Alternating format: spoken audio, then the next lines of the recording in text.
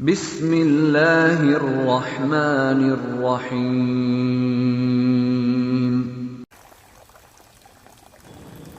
الحمد للہ وکفى وسلام علی عباده الذین اصطفى، اما بعد فقد قال رسول اللہ صلی اللہ علیہ وسلم: ان للہ ما اخذ وله ما اعطى وكل عنده بأجل مسمى فلتصبر ولتحتسب۔ محترم حضرات، ہم سب جانتے ہیں کہ نبی اکرم صلی اللہ علیہ وسلم کی ذات ہم سب کے لیے نمونہ بنا کر بھیجی گئی ہے۔ آپ صلی اللہ علیہ وسلم کا قول، فعل، عمل میں ہم سب کے لیے ہدایت موجود ہے۔ جس معاملے میں بھی ہمیں ہدایت چاہیے، اگر ہم نبی اکرم صلی اللہ علیہ وسلم کی زندگی میں تلاش کریں گے تو ہمیں رہنمائی ملے گی، ہدایت ملے گی۔ تو جب ایسی بات ہے تو جب ہمارے بھائی میں سے کسی کو، ہمارے متعلقین میں سے کسی کو، ہمارے رشتہ داروں میں سے کسی کو کوئی صدمہ پہنچتا ہے، کوئی تکلیف ہوتی ہے، کوئی پریشانی ہوتی ہے، کوئی غم ہوتا ہے، تو ہمیں اسے کیسے تسلی دینی چاہیے، ہم اس کو کیسے صبر کی تلقین کرنی چاہیے، اس معاملے میں بھی اللہ کے نبی صلی اللہ علیہ وسلم نے ہمیں ہدایت دی ہے۔ چنانچہ مشکوٰۃ شریف کی حدیث میں ہے کہ ایک مرتبہ نبی اکرم صلی اللہ علیہ وسلم کی صاحبزادی حضرت زینب رضی اللہ عنہا کے بچے کی طبیعت خراب ہو گئی۔ جب اس کی حالت نازک ہو گئی اور نزع اور سکرات کے آثار ظاہر ہو گئے تو انہوں نے نبی اکرم صلی اللہ علیہ وسلم کی خدمت میں کہلا بھیجا: ان ابنا لی قبض فأتنا۔ اے اللہ کے نبی، میرا بیٹا نزع کی حالت میں ہے، سکرات کی حالت میں ہے، آپ تشریف لائیں۔ تو آپ صلی اللہ علیہ وسلم نے اپنی صاحبزادی کے پاس کہلا بھیجا کہ تم میری طرف سے انہیں سلام کہو اور یہ الفاظ کہو: ان للہ ما اخذ وله ما اعطى۔ یقیناً اللہ ہی کا ہے جو کچھ اس نے لے لیا، اور اللہ ہی کا ہے جو کچھ اس نے دیا۔ اس کے پاس ہر چیز کا ایک وقت مقرر ہے، بس تمہیں صبر کرنا چاہیے اور ثواب کی امید رکھنی چاہیے۔ محترم حضرات، صدمہ، غم، پریشانی، تکلیف دو باتوں کی وجہ سے ہوتی ہے۔ ایک تو جو چیز ہم سے فوت ہو گئی، ہم سے جدا ہو گئی، ہم سے الگ ہو گئی، وہ یا تو ہماری خاص چیز ہو یا ہم سے تعلق رکھنے والی ہو۔ ایسی چیز، ہماری خاص چیز، ہم سے تعلق رکھنے والی چیز ہم سے چلی جائے، ہم سے چھوٹ جائے، ہم سے جدا ہو جائے تو تب ہمیں تکلیف ہوتی ہے۔ دوسرے کی چیز اگر چلی جائے، فوت ہو جائے تو ہمیں تکلیف نہیں ہوتی۔ ہم اخبار میں پڑھتے ہیں کہ فلاں کے گھر میں چوری ہو گئی، فلاں کا بیٹا مر گیا، فلاں کی بچی مر گئی، تو ہمیں اتنی تکلیف نہیں ہوتی جتنی ہمارے گھر میں یہ چیزیں ہونے سے ہمیں تکلیف ہوتی ہے۔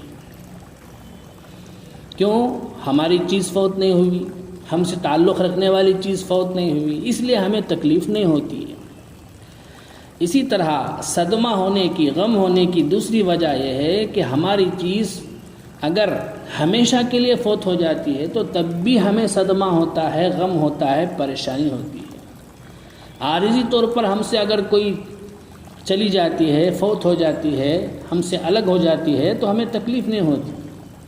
مثال کے طور پر ہماری گھڑی خراب ہو گئی، چلتی نہیں ہے، گھڑی بنانے والے کے پاس ہم لے گئے تو اس نے کہا کہ 1 ہفتے کے بعد ہم آپ کو واپس کریں گے۔ تو گھڑی ہمارے پاس سے اگرچہ گئی لیکن پھر بھی ہمیں صدمہ نہیں ہوتا، کیونکہ عارضی طور پر جا رہی ہے، لوٹ کے دوبارہ آ جائے۔ تو معلوم ہوا کہ عام طور پر صدمہ، غم، تکلیف 2 وجہ سے ہوتی ہے، ایک تو اپنی اور اپنے سے تعلق رکھنے والی چیز کے فوت ہونے کی وجہ سے، اور وہ چیز ہمیشہ کے لیے فوت ہونے کی وجہ سے۔ تو محترم حضرات، اس حدیث کے اندر اللہ کے نبی صلی اللہ علیہ وسلم نے اس غم کو، اس تکلیف کو، صدمے کو دور کرنے کا علاج یہ بتایا کہ ہمیں صدمہ اس لیے ہو رہا ہے کہ ہم سے جو چیز فوت ہو گئی، ہمارا بیٹا ہم سے جدا ہو گیا، ہمارا بیٹا جو ہے وہ اللہ کو پیارا ہو گیا، ہماری بچی جو ہے ہم سے جدا ہو گئی، ہماری فلاں چیز چوری ہو گئی۔ ہمیں جو صدمہ ہو رہا ہے اس لیے ہو رہا ہے کہ ہم نے ان تمام چیزوں کو اپنی چیز سمجھ رکھی ہے۔ یہ ہماری غلطی ہے، ہم نے جانے والی چیز کو، فوت ہونے والی چیز کو اپنی سمجھا، جس کی وجہ سے ہمیں تکلیف ہو رہی ہے، حالانکہ سب چیزوں کا مالک اور خالق اللہ ہے۔ قرآن پاک میں جگہ جگہ اللہ نے فرمایا وَلِلَّهِ مُلْكُ السَّمَاوَاتِ وَالْأَرْضِ وَمَا بَيْنَهُمَا، آسمان اور زمین اور ان دونوں کے درمیان رہنے والی ساری چیزوں کا مالک اللہ ہے۔ اب جب ساری چیزوں کا مالک اللہ ہے تو ہمارے پاس جو بھی چیزیں ہیں وہ یا تو امانت کے طور پر ہیں یا تو عاریت کے طور پر ہیں۔ جب سب چیزوں کا مالک اللہ ہے تو مالک کو حق ہے کہ جب چاہے اپنی چیز لے لے۔ مالک اپنی چیز واپس لیتا ہے تو ہم کو اس پر اعتراض کرنے کا حق نہیں ہوتا، بلکہ ہمیں اپنی چیز اسے خوشی سے دے دینی چاہیے۔ اس کی ایک مثال، ایک صاحب حج کو جا رہے ہیں، انہوں نے اپنا مکان، ایئر کنڈیشن کار وغیرہ سب اپنے ایک دوست کے حوالے کر کے کہا کہ میں 2 مہینے میں آ جاؤں گا، تم میرے ان تمام چیزوں کی حفاظت کرو، دیکھ بھال کرو، اور تم چاہے تو اس میں رہ بھی سکتے ہو۔ تو اب وہ صاحب اپنی بیوی بچوں کے ساتھ دوست کے مکان میں آرام سے رہنے لگے، ایئر کنڈیشن کار میں پھرنے لگے۔ اتفاق سے وہ صاحب حج کو گئے تھے، لیکن وہاں ان کو ملازمت مل گئی جس میں 5-6 برس لگ گئے۔ 5 برس کے بعد وہ صاحب اپنے دوست کو فون کر کے کہہ رہے ہیں کہ ہم آ رہے ہیں، آپ ہمارے لیے مکان خالی کر دیں۔ تو مکان خالی کرنے میں وہ آرام، راحت، سہولت جو حاصل تھی اب سب ہماری ختم ہو جائے گی، اس پر ہمیں ضرور تکلیف ہوگی، لیکن ان سب کے باوجود ہم ہنسی خوشی خالی کر دیں گے۔ لیکن اس موقع پر یہ بات بھی اللہ قابل شکر ہے کہ 5 سال تک ہم نے اس سے نفع اٹھایا، ہمیں اس سے فائدہ اٹھانے کا موقع ملا۔ اگر وہ 2 ہی مہینے میں حج کر کے آ جاتے تو بھی خالی کرنا پڑتا۔ لہٰذا کوئی نعمت ہم کو ملی ہے، اگر اس میں کمی آتی ہے اللہ تعالیٰ اس کو لے لیتے ہیں تو اس کو صبر کے ساتھ، ضبط کے ساتھ، بلکہ خوشی کے ساتھ ہمیں اللہ کے حوالے کرنی چاہیے۔ اللہ کا شکر کرنا چاہیے کہ اتنے سال اللہ نے ہمیں دے رکھا تھا۔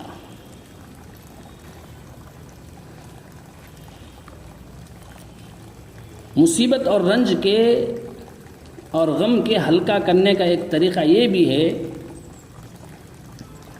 جب کسی کی رحلت ہو جائے، کسی کی وفات ہو جائے تو یہ سوچے کہ اللہ نے ہمیں ایک امانت دی تھی، اس کو لے لیا۔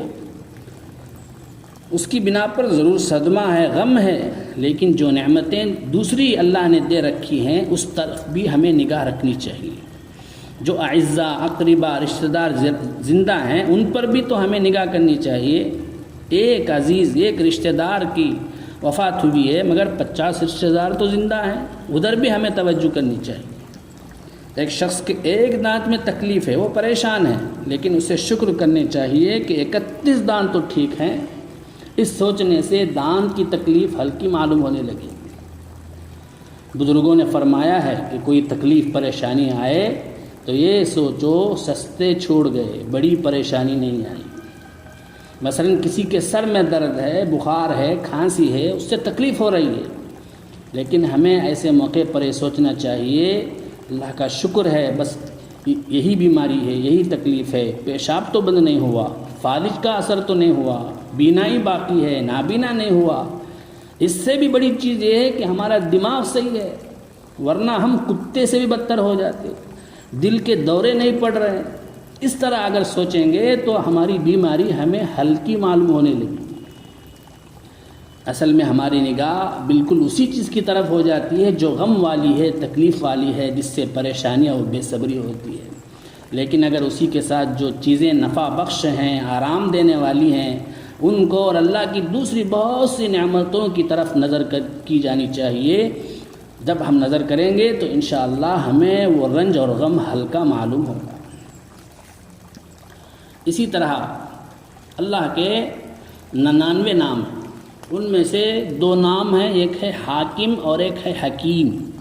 ان 2 ناموں کا بھی اگر ہم استحضار کریں گے تو ہمارا غم ہلکا ہوگا، ہمیں تکلیف ہلکی معلوم ہوگی۔ سب سے پہلا اللہ حاکم ہے، جو کچھ ہوتا ہے اسی کے حکم سے ہوتا ہے، اس کے حکم کے بغیر ذرہ بھی نہیں ہل سکتا۔ دوسرا یہ کہ اللہ حکیم ہے، اس کا کوئی کام حکمت سے خالی نہیں ہوتا۔ ضرور اس میں مصلحتیں ہوتی ہیں جن کو ہم سمجھ نہیں سکتے۔ جب کوئی ناگوار واقعہ پیش آئے، کسی کے عزیز یا کسی کی بچی کو اللہ بلا لے، تو یہ سوچے کہ یہ اللہ کے حکم سے ہوا، پھر یہ سوچے کہ اس میں ضرور کوئی مصلحت ہے مگر ہم کو علم نہیں ہے۔ اس سے انشاءاللہ دلی پریشانی نہیں ہوگی۔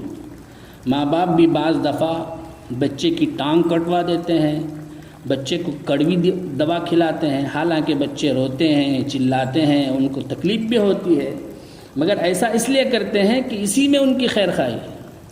اسی طرح اللہ تعالیٰ کے لیے بھی ہم یہ سمجھیں کہ اس کا ہر کام حکمت اور مصلحت سے بھرپور ہوتا ہے۔ بعض مرتبہ بعض بچوں کا کم عمری میں انتقال ہو جاتا ہے تو بعض لوگ کہہ دیا کرتے ہیں، ارے بڑی بڑی بوڑھی عورتیں بیٹھی ہیں، دادی بیٹھی ہیں، پوتی کا انتقال ہو گیا۔ تو اس کہنے کا مطلب تو یہ ہوا کہ جو کچھ بھی ہوا ٹھیک نہیں ہوا، بلکہ ایسا ہونا چاہیے تھا۔ یہ تو در حقیقت اللہ تبارک و تعالیٰ پر اعتراض کرنا ہوا، جو کہ اللہ کی شان میں گستاخی ہے، بے ادبی ہے، اس سے احتیاط کرنی چاہیے۔ اسی لیے اللہ کے نبی صلی اللہ علیہ وسلم نے فرمایا، کل عندہ باجل مسمى، اس کے یہاں ہر چیز کا ایک وقت مقرر ہے۔ اللہ نے جس کسی کو بھیجا اس کا ایک وقت متعین کر کے بھیجا ہے، نہ اس میں کمی ہو سکتی ہے نہ زیادتی، نہ اس سے پہلے موت آ سکتی ہے نہ اس کے بعد موت آ سکتی ہے۔ اسی کو قرآن پاک میں فرمایا گیا، ان اجل اللہ اذا جاء لا یؤخر لو کنتم تعلمون۔ حکیم جالینوس ایک مرتبہ بیمار ہوا، اس کو دست آنے لگے، تو اس کے پرانے شاگرد آئے اور اپنے طور پر دواؤں کے سلسلے میں مشورے دینے لگے۔ ایک شاگرد نے کہا کہ استاد صاحب، آپ نے دست کے علاج کے لیے فلاں شخص کو یہ دوا دی تھی، اس نے 2 مرتبہ ہی اس دوا کو کھایا تو اس کے دست رک گئے۔ دوسرے نے کہا کہ آپ نے فلاں شخص کو یہ دوا دی تھی، اس نے بھی اس کی 2 مرتبہ ہی خوراک لی، 2 مرتبہ ہی اس دوا کو کھایا تو وہ اچھا ہو گیا۔ ہر ایک نے ایک مشورہ دیا۔ جالینوس سب کی بات سنتا رہا۔ جب سارے شاگرد اپنی بات کہہ کر فارغ ہو گئے تو اس نے کہا کہ ٹھہرو، جاؤ ایک مٹکا لے آؤ۔ مٹکا لایا گیا، کہا کہ اس میں پانی بھر دو، پانی بھر دیا گیا۔ اس نے کہا کہ میرے سر کے پاس جو دوا کی پوٹلی رکھی ہے اس کو اس مٹکے میں ڈال دو۔ چنانچہ اس مٹکے میں ڈال دیا گیا۔ اس نے اپنے شاگردوں سے کہا، تم سب ابھی چلے جاؤ، 6 گھنٹے کے بعد آؤ۔ جب مقررہ وقت آیا تو سب لوگ پھر آ گئے۔ جالینوس نے کہا کہ اس مٹکے کو پھوڑو۔